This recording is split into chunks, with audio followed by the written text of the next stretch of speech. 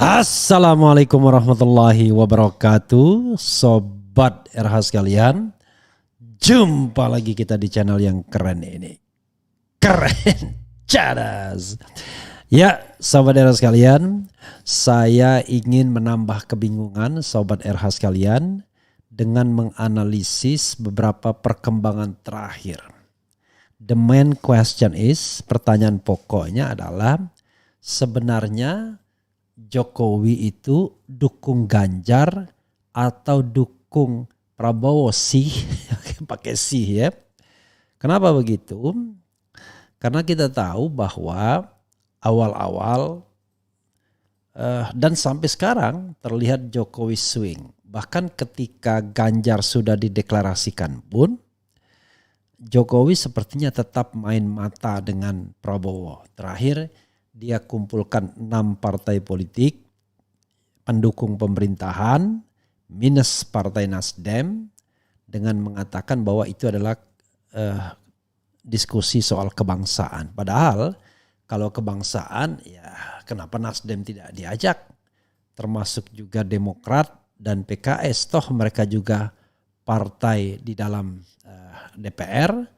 Dan to some extent kadang-kadang juga berkoalisi dalam pemilihan kepala daerah misalnya. Ini kan menarik. Artinya pertemuan 6 partai atau 6 ketum partai itu memang bicara soal dukungan Pilpres non-Anies ya, non-Anies. Sepertinya begitu. Tapi apakah kepada Ganjar ataukah kepada Prabowo? This is the question again. Dan jangan lupa dalam pertemuan itu karena ini adalah eksklusif ketum partai, even Ganjar pun tidak diajak. Kalaupun Ganjar diajak, belum tentu juga diajak oleh Megawati. Karena hierarki Ganjar jauh sekali di PDIP. Walaupun popularitas dan elektabilitas lebih tinggi dari tokoh PDIP lainnya. Kalaupun mau diajak, paling ya orang nomor 2 yang harus diajak adalah Puan Maharani. Atau Sekjen. Dan memang Megawati didampingi oleh Sekjen PDIP, bukan didampingi oleh Ganjar Pranowo. Kalau seandainya PDIP ingin mempopulerkan, lebih memberikan marwah kepada Ganjar Pranowo. Pada saatnya nanti kita akan tanya juga, apakah Mega 100% ingin mencalonkan Ganjar atau tidak. Jadi ini berdasarkan serpihan-serpihan informasi, analisis yang saya dapatkan yang tentu harus diuji. Tapi karena tidak ada kemampuan untuk melakukan investigasi dan verifikasi karena ini bukan media seperti layaknya media televisi, media cetak yang punya pasukan, maka yang diperkuat adalah analisisnya. Oke. Sahabat era sekalian, bingung kan sampai saat ini dan ya saya pun bingung juga. Tapi marilah kita memulai dengan satu pertanyaan untuk menjawab soal ini. Apa itu? Yaitu pertanyaan apa kepentingan Jokowi terhadap para calon presiden atau kepentingan Jokowi terhadap presiden 2024 ke depan. Selebihnya. Nah kalau ini maka akan dijawab dengan mudah rasanya. Kepentingan Jokowi adalah aman, tidak diganggu, tidak dikriminalisasi, tidak ditersangkakan, tidak diproses hukum terhadap apapun yang dia lakukan atau dia tidak lakukan selama menjabat sebagai presiden selama 10 tahun. Dari 2014 sampai 2024 nanti. Itu kepentingannya. Jadi saya bisa mengatakan kepentingan Presiden Jokowi bukanlah memastikan kemenangan PDIP, which is dia adalah kadernya. Enggak, rasanya enggak. Kepentingan dia adalah bagaimana dia selamat. Tidak hanya dia saja, tapi juga keluarganya. Itu satu. Oke. Maka kalau misalnya basisnya adalah seperti ini, maka yang paling gampang adalah siapa di antara calon-calon presiden yang punya kekuatan, lebih punya komitmen dan juga kekuatan untuk bisa melindungi Presiden Jokowi atau melindungi Jokowi setelah 2024 nantinya. Yang paling gampang adalah jawabannya di antara ketiga calon tersebut dengan uang, dengan yang lainnya. Oke, jangan marah dulu ya pendukung Anies dan Ganjar. Saya sedang menganalisis ini. Karena itu, kalau dikaitkan dengan perlindungan, maka jauh lebih powerful Prabowo Subianto. Selain dia juga punya resource politik dan ekonomi, hal lain yang membuat Prabowo juga bisa cukup melindungi Jokowi adalah sepertinya Prabowo orang yang mikul duor mendem jero. Orang yang sepertinya gampang atau mudah atau gampang melupakan untuk kepentingan yang dia sedang inginkan. Beginilah paling gampangnya. Untuk menjadi presiden, untuk mendapat dukungan menjadi presiden, Prabowo rela menepikan apapun, termasuk egonya, kemarahannya, dendamnya, hubungan tidak baiknya dengan tokoh-tokoh tertentu. Dimulai dari apa? Dimulai dari dia rela dan mau menjadi menteri di kabinet Jokowi. Dia pula menteri yang paling rajin hormat, paling rajin memuji Jokowi, paling rajin menyambangi Jokowi dan lain sebagainya. You can imagine, gak akan terjadi dengan calon-calon presiden lainnya di dunia ini. Kalaupun direkrut dari pemerintahan ya gak sampai akrab begitu. Nah sepertinya Jokowi mulai merasa aman dan nyaman dengan Prabowo Subianto. Berikutnya lagi, Prabowo tidak segan-segan misalnya mendatangi tokoh-tokoh atau didatangi tokoh yang berseberangan dengan Wiranto misalnya.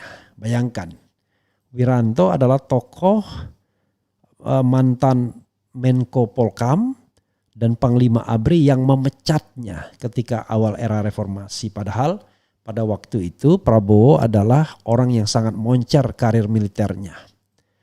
Terakhir pangkatnya adalah Pangkostrat dengan pangkat Letjen.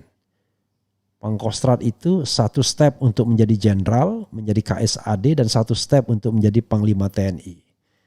Tetapi karir Prabowo harus terhenti dengan Dewan Kehormatan Perwira yang dibentuk oleh Wiranto, dan di situ di dalamnya ada Wiranto sendiri, ada Agum Gumelar dan lain sebagainya. Bahkan Agum Gumelar sendiri yang mengkritik Prabowo Subianto ketika menjadi rival atau lawan Presiden Jokowi dengan mengutak-atik sejarahnya sebagai Danjen Kopassus yang dipecat, yang akhirnya diberhentikan kan setelah Danjen Kopassus dia menjadi Pangkostrat. Maka terakhir justru Agum Gumelar respect dan terlihat mendukung Prabowo juga. Nah ini menunjukkan bahwa ada kelebihan-kelebihan di sana ya. Prabowo bisa menepikan apapun. Jadi kalau cuma sekedar dibilang bahwa saya ingin dilindungi, nanti saya akan endorse Anda, wah itu mudah sekali bagi Prabowo. Ya, hanya sekedar misalnya komitmen untuk melindungi Jokowi. Pertanyaannya adalah kenapa Jokowi perlu dilindungi? Ya, saya beberapa kali mengatakan 4 hal ini yang menurut saya menjadi concern Jokowi. Pertama adalah dugaan pelanggaran hak asasi manusia yang tidak proses secara baik, bahkan diduga jangan-jangan pihak istana pun bisa terlibat. Misalnya dalam kasus KM50. Tentu KM50 ini akan menjadi duri dalam daging pemerintahan Jokowi hari ini, dan tentu saja setelah dia tidak lagi berkuasa akan senantiasa dituntut siapa aktor yang terlibat dalam KM50 ini sooner or later. Dan terlihat karena kejanggalan-kejanggalan itu terlihat nyata dan tidak diproses. Makanya orang mengatakan selama pemerintahan tidak berganti tidak akan diproses secara baik. Tapi selama rezim tidak berganti juga tidak akan diproses secara baik. Yang kedua adalah dugaan KKN yang sudah dilaporkan oleh Ubaidillah Badrun, salah seorang aktivis, ke KPK dan tidak diproses juga. Orang mengatakan tidak mungkin memproses dugaan korupsi Jokowi dan keluarganya, terutama keluarganya atau putranya, selama rezim tidak berganti. Tidak hanya Jokowi berganti tetapi rezim tidak berganti. Jadi kalau Jokowi berganti tapi rezim tidak berganti, bisa jadi tidak akan diproses juga. Nah, yang ketiga adalah memastikan proyek-proyek yang sudah dihandle dengan alasan macam-macam mungkin itu tetap dilanjutkan. Misalnya IKN, kereta cepat, yang kita tahu bahwa dalam proses pembangunan IKN misalnya Jokowi terlibat terlalu dalam. Jadi tidak mungkin dia akan lepaskan begitu saja untuk penguasa yang baru mengerjakannya sendiri. Ini dugaan saya ya, analisis. Nah, yang keempat adalah soal dinasti keluarga. Jokowi sudah membangun dinasti politiknya melalui Gibran, wali kota Solo, dan mau ditingkatkan menjadi calon gubernur DKI atau calon gubernur Jawa Tengah. Kaisang sudah mulai melirik juga untuk menjadi wali kota Depok. Ada survei yang mengatakan bahwa 75% masyarakat mendukung dan lain sebagainya. Menantunya Bobi Nasution, sekarang wali kota Medan, mungkin akan ditingkatkan menjadi gubernur atau minimal wakil gubernur Sumatera Utara. Nah, ini semua sahabat daerah sekalian tentu membutuhkan dukungan politik. Tidak mungkin tidak.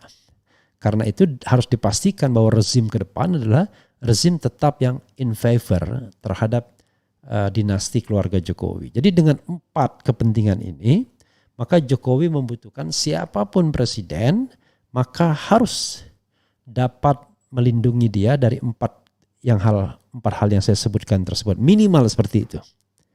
Karena itu pilihan jatuh lebih pada ke Prabowo Subianto.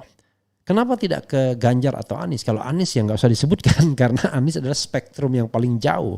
Bahkan dibilang antitesis. Tapi kenapa tidak Ganjar yang dianggap orang yang di-endorse oleh Jokowi? Begini, kelemahan dari Ganjar adalah dia bukan tokoh politik yang mampu memberikan perlindungan secara mandiri. Oke? Kok bisa begitu? Iya. Karena dia bukan ketua umum partai politik, eksistensinya bergantung kepada PDIP dan terutama Megawati. Dan Megawati jangan-jangan pasca 2024 belum akan step down juga. Belum akan, kalaupun step down secara formal nanti Puan Maharani akan menjadi ketua umum, tapi dia tetap menjadi sosok yang berpengaruh di sana. Seperti halnya AHY dengan SBY. Jadi dia tetap akan dilingkari oleh Megawati dan Ganjar tidak akan masuk cawe-cawe di sana, di kekuasaan itu. Kedua, Ganjar bukanlah orang yang punya resources ekonomi yang mandiri. Kalaupun dia kelihatan powerful sekarang karena ada penyokong-penyokong di belakang layarnya. Tetapi kan yang namanya penyokong di belakang layar ini mudah sekali keluar, mudah sekali pergi. Tergantung keinginan mereka sendiri. Kalau tidak menguntungkan mereka bisa easy come, easy go. Jadi mudah sekali datang, mudah sekali pergi juga. Karena itu bergantung pada Ganjar bukan bergantung kepada orang yang kuat sesungguhnya. Tapi bergantung pada orang yang juga bergantung atau tergantung. Memang ada skenario yang mengatakan kalau Ganjar menjadi presiden, maka leadership PDIP akan bisa diambil oleh Ganjar dengan sponsor Jokowi. Ganjar bisa jadi ketum PDIP dan Jokowi akan menjadi ketua Dewan Pembina misalnya. Iya dan tidak. Kenapa? Sekali lagi, Ganjar barangkali walaupun dia menjadi presiden, kalau harus berhadapan dengan Megawati, ya seperti Jokowi hari ini berhadapan dengan Megawati. Walaupun tidak bisa dikatakan siapa yang menang, siapa yang kalah, siapa yang unggul dan siapa yang tidak unggul. Tapi kan public appearance-nya, penampilan publiknya, yang bosnya adalah Megawati. Bosnya Megawati penampilan publiknya. Perkara pertarungan di belakangnya, kadang Jokowi menang, kadang Jokowi kalah, kadang Megawati unggul. Itu adalah soal di belakang layar yang kita tidak tahu. Atau kita bisa analisis. Tapi penampilan di depan publiknya, Jokowi itu tunduk pada Megawati. Dalam kesempatan misalnya ulang tahun partai politik sebagai Presiden Republik Indonesia, unfortunately Jokowi kadang-kadang diberikan kesempatan menyampaikan sambutan saja tidak. Dia lebih dihormati di partai-partai lain yang berulang tahun yang memberikan special allocation waktu kepada dia. Ya kan? Nah, dari sini Jokowi rasanya ya menurut saya dia tidak berkeinginan kurang keinginannya untuk sekedar memenangkan PDIP atau tidak. Bagi dia nggak penting PDIP menang atau tidak. Yang paling penting adalah rezim tidak berganti dan penguasanya orang yang melindungi dirinya dan kepentingannya. Dan itu barangkali Prabowo. Pertanyaannya adalah kalau begitu kenapa dia tidak declare Prabowo? Nggak mungkin. Nggak mungkin for the time being untuk saat ini dia lakukan itu. Kenapa? Karena dia akan berhadapan dengan kekuatan oligarkis ekonomi yang berada di belakang yang lebih in favor kepada Ganjar Pranowo. Sekali lagi, kenapa misalnya in favor kepada Ganjar Pranowo? Karena Ganjar sosok yang lebih bisa diatur dibandingkan Prabowo Subianto. Tapi Jokowi pun tidak berani meninggalkan kekuatan di belakang layar ini. Tapi kekuatan di belakang layar ini tidak berani juga melepeh Jokowi menurut saya karena secara formal dia membutuhkan tanda tangan seorang presiden. Sebagaimana pernah dikatakan oleh Salim Said, kekuatan Jokowi adalah tanda tangannya sebagai Presiden Republik Indonesia. Jadi politik itu ya politik poco-poco, sekali maju sekali mundur, lihat sikon dan lain sebagainya. Jadi sobat era sekalian, sampai titik ini kesimpulannya adalah Jokowi tidak akan pol-polan ke Ganjar, tidak akan pol-polan ke Prabowo, tapi kalau bicara preferensi, dia barangkali lebih suka kalau yang menjadi presiden itu adalah Prabowo karena jauh lebih potensial untuk lebih bisa melindungi diri dan kepentingannya. Tapi dalam politik Anda tidak boleh menciptakan musuh yang terus-menerus misalnya. Siapa tahu yang menang ternyata Anies Baswedan. Bukan Prabowo walaupun misalnya di-endorse oleh kekuatan, apalagi kan kekuatan istana cenderung pecah. Dengan terbagi menjadi Prabowo dan Ganjar. Dan tidak bisa dimundurkan salah satunya. Apalagi misalnya menjadikan Prabowo sebagai hanya wakil presiden. Wah itu Prabowo pasti nggak mau. Atau misalnya Prabowo presiden, Ganjar wakil presiden. Megawati yang akan mikir-mikir. Lihat kepentingannya seperti apa. Oligarki di belakang layar Ganjar juga akan protes. Mungkin tidak akan menggelontorkan dana yang begitu besar untuk memenangkan Ganjar. Misalnya begitu. Karena itu sinyal kepada Anies terus dikirim. Nah sinyal ini sobat era sekalian ada dua kemungkinan. Mulai sinyal menjinakkan dengan politik tukar tambah yang dikatakan Rocky Gerung ya. Misalnya Anies ya mencari sosok wakil presiden yang bisa diajak berkompromi juga. Jadi dia tidak terlalu kencang amat nanti kalau berkuasa terhadap Jokowi dan kepentingan Jokowi. Atau juga misalnya separuh sedikit mengancam. Hati-hati loh, masih ada kasus Demokrat yang bisa membuat Anda tidak bisa dicalonkan misalnya. Ya, maka sinyal itu terus dikirim. Intinya adalah kalaupun nanti Anies bisa ikut dalam pertarungan pilpres dan akhirnya qadarullah menang misalnya, maka diharapkan Anies pun tidak akan galak-galak amat dengan Jokowi karena sebelumnya sudah deal di depan di sebelumnya. Dealnya apa? Dealnya adalah go ahead, Anda tetap bisa nyalon, tapi tolong jangan utak-atik saya. Misal ini ya. Jadi sinyal-sinyal seperti itu misalnya terlihat dari kunjungan Erlangga Hartarto kepada SBY, termasuk juga Muhaimin Iskandar kepada SBY yang terang-terangan mau mengajak Demokrat gabung dalam koalisi Prabowo misalnya. Padahal kunjungan itu dilakukan setelah adanya pertemuan dengan ketum partai politik di Istana Negara itu. Menarik ya, tetap ya. Jadi pakai politik Sun Tzu. Kalau Anda tidak bisa menundukkan lawan, maka jadikanlah dia teman. Ini yang mungkin sedang dipraktekkan sebagian politisi kita, ya termasuk Presiden Jokowi. Sobat era sekalian, itu yang ingin saya analisis ya. Paling tidak perkembangan saat ini yang saya bisa simak, bisa rasakan.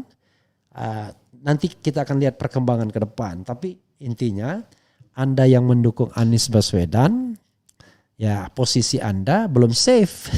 Karena Anies Baswedan masih digoyang-goyang. Terus ya jelas saya terus terang menyesalkan dengan akhirnya politik demokrasi kita yang sontoloyo ini dengan tetap mempertahankan presidensial threshold. Sudah jelas Anies orang yang didukung oleh rakyat untuk menjadi calon presiden. Prabowo mungkin iya juga, Ganjar mungkin iya juga, tetapi Anies Baswedan tidak menjadi calon presiden hanya karena tadi utak-atik partai pendukungnya yang terus diganggu. Hari ini sudah ada 3 partai yang komit, tapi begitu nanti Demokrat dalam istilah Denny Indrayana dicopet, maka Anies Baswedan terancam untuk tidak bisa dicalonkan. Ya, sahabat era sekalian, itu ya analisis yang ingin saya sampaikan. Dan coba kita sedikit bacakan ya, saya tidak ingin menjawab secara lebih detail, tapi hanya ingin membacakan saja. Waalaikumsalam warahmatullahi wabarakatuh. Hadir Bang, Wonosobo hadir siap nyimak. Insya Allah 2024 Pak Anies jadi RI 1. Kenapa ya? Selamat Bung RH, Herman dari Surabaya. Sehat selalu Bung RH, salam dari perbatasan Indonesia Malaysia. Kuningan Jabar hadir, kasihan Prabowo cuman dikasih angin surga sama Jokowi. Nah itu this is the question.